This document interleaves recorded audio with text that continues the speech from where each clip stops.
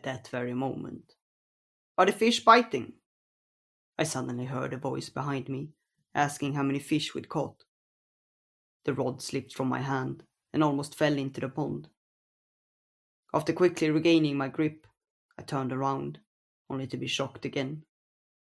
This time, it was me who almost fell into the water. Thankfully, I managed to stay on my feet, somehow. Huh? I opened my eyes wide.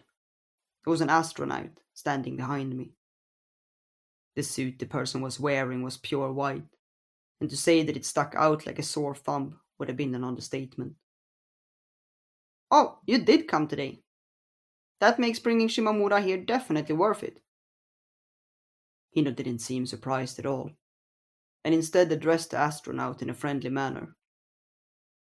Based on that, it seemed reasonable to assume that this was the weirdo she had talked about earlier. Come to think of it, hadn't she also mentioned that the person wore a spacesuit? Hard to tell. I hadn't been paying that much attention.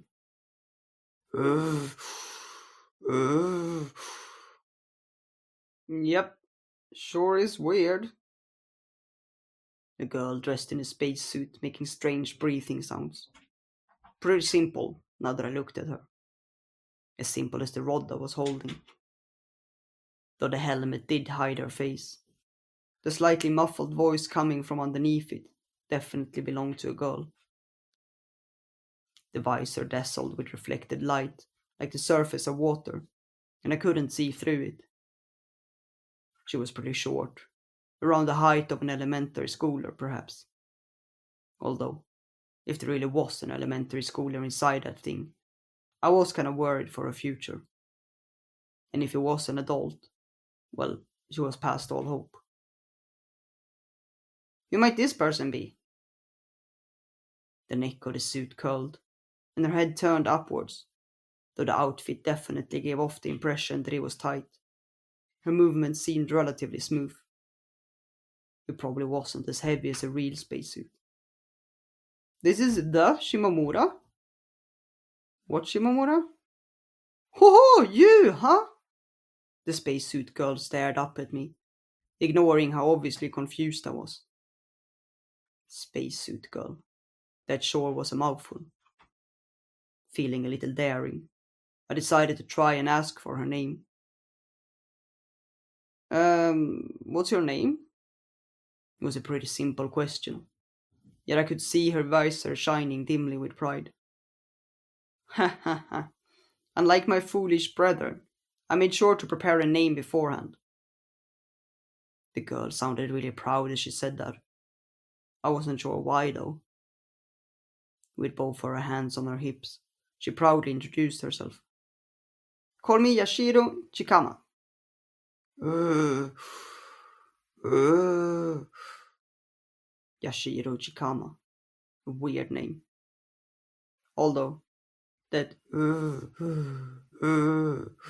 was even weirder. Like us, she was also carrying a fishing rod on her shoulder, meaning she was likely here to fish. The old men standing on the opposite side of the pond did give her a glance, but seeing how they didn't really seem to care, it could be assumed that they were used to her. It was kind of surreal seeing her carry the rod and a bucket as well. Two tools that didn't seem like they'd be all that useful in outer space. I have come to Earth to look for my brethren. Brethren? That wasn't the word I'd expected to hear, and it took a moment for my brain to connect it to its meaning. Still, what did she mean by brethren? Her buddies? Wait, did she just say Earth? A multitude of my brethren was sent to this planet, but none of them have returned. I reluctantly came to look for them, but got the landing spot wrong.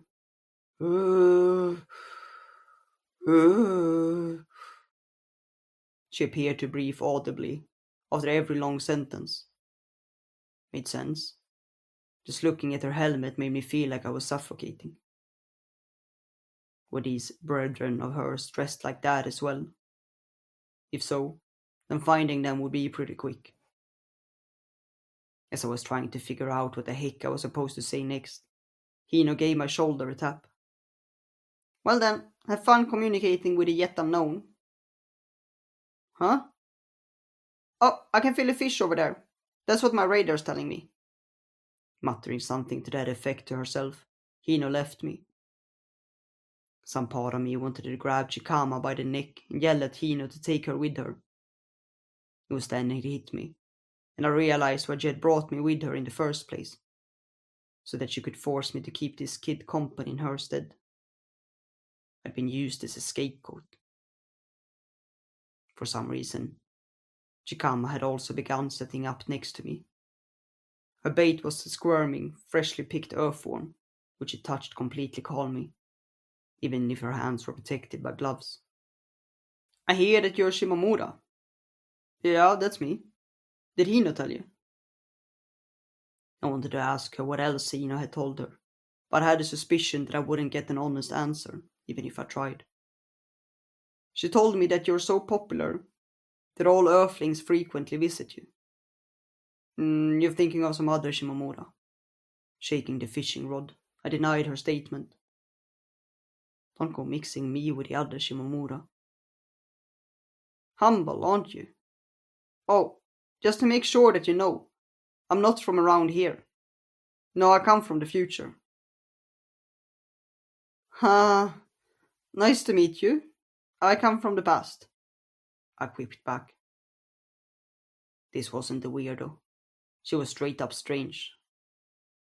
With her breath running around, was Earth really safe?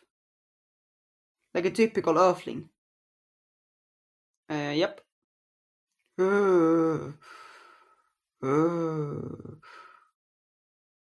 Can't you just take that thing off? I advised her to take her helmet off. The self-proclaimed person from the future simply shook her head, however. Please wait a bit longer. My face isn't done yet. What's that supposed to mean? You getting a new face from Ant-Pan Man's world? With a pain, little by little, I was starting to harbor ill will towards Hino. Speaking of Hino, she had just pulled in a fish and glanced over to me, looking extremely proud of herself. It kind of annoyed me how high up in the air her chin was pointing. Still, putting her excuses for running away aside, I could really feel the difference in our skills in the way she moved as she pulled up the fish from the water. Where I only saw a muddy pond, Hino likely saw something entirely different. Looking at her having fun casually fishing, I began to feel like I didn't belong here. So, your friends, or brethren, is it okay for you to not be looking for them? It is, because I'm hungry. That almost sounded like something philosophical. Since I already made sure they were safe, I thought I'd just take it easy. Oh, so you have like a way to contact them? She thought for a moment before answering. Well, something like that. There was definitely a deeper meaning to that. But first things first. If you can contact them, then it feels to me that finding them shouldn't be an issue. Due to the circumstances, that won't work, she answered quickly, after which she became a little less talkative. Though I was grateful that she was no longer constantly trying to talk to me, I couldn't help but wonder what had caused her sudden change in mood. Still, it appeared extremely unlikely that I could ever get the answer to that question out of her. Based on her looks, she seemed far beyond my comprehension. With her out of the picture, my only remaining companion was my fishing rod, and it sure as heck wasn't going to say anything. Slowly but surely, I was starting to feel bored. The fish sure aren't biting, huh? Those kind of thoughts are an important first step. Huh? Fish aren't biting. Things aren't going well. Thoughts like that means that you're starting something. As she said this, Chikama lifted up her fishing rod. The line cut through the surface of the water, but as it turned out, she hadn't caught anything. With her moment to show off ruined, she cast her hook back into the pond. Had she simply tried out her luck? At the same time, the straw hat fellow on the other side of the pond yelled that she had caught another one. Afterwards, you simply cast your line while hoping for a good future, Chikama stated optimistically. With her stomach growling, she continued to stare at the fishing line. Taking in isolation from her earlier crazy statements, she had a good point there. What she had said was also true of other things in life, wasn't it?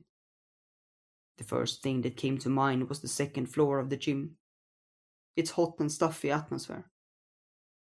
Sometimes, for things to start, you needed to take the first step and try speaking out.